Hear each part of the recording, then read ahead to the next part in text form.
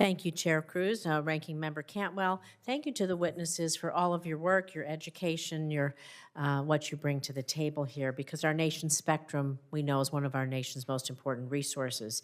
So spectrum policy must be thoughtful, it has to be deliberative, and unlocking innovation while protecting our national security.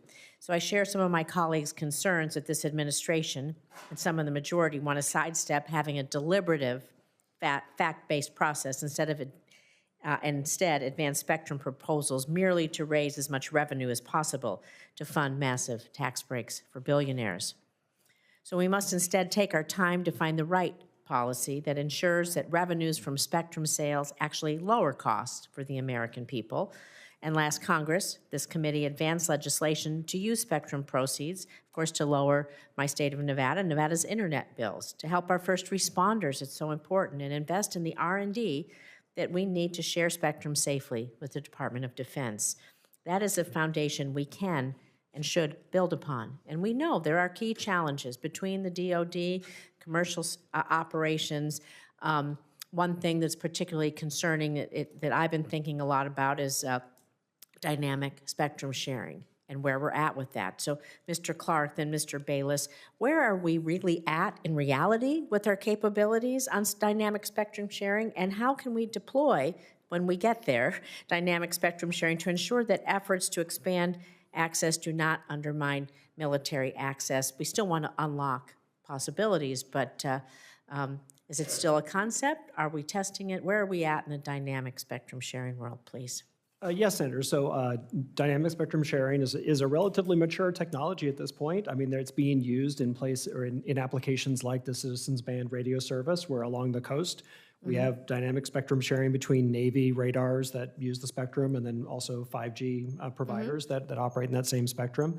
There's obviously new technologies that are being employed that Dr. Bayless has done a lot of work in to make it even more sophisticated in terms of how that spectrum sharing happens. How more nimble. And how seamless it can be, right? And how you can start to do that in much narrower parts of spectrum, because it gives the ability for both users to jump around into different parts of the spectrum much more agilely, than they could today.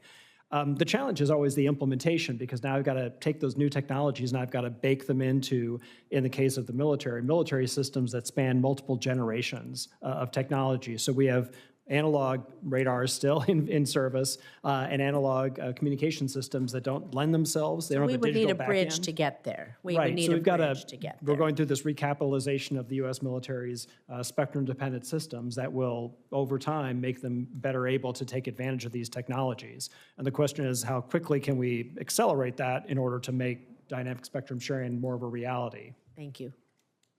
So thanks for the question.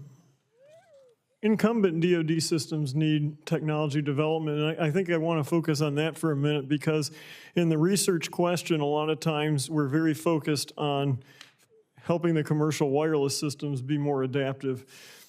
Smart Hub has really taken what I think is a very unique focus in looking at the incumbent systems. Actually, how do we improve the DoD systems? Given where the DoD systems are today, we want to see those move to an adaptive and reconfigurable model. And so we're working on flexible circuitry, we're working on flexible communication strategies, we're trying to figure out how can we put AI into actually predicting the spectrum, so these incumbent systems, we can hopefully, and with our industry partnerships, we've got a quick pathway to put technology into the hands of the DoD to facilitate the types of economic growth that our nation needs from the spectral bands. So hopefully the technology development is a game changer where we can have our cake and eat it too.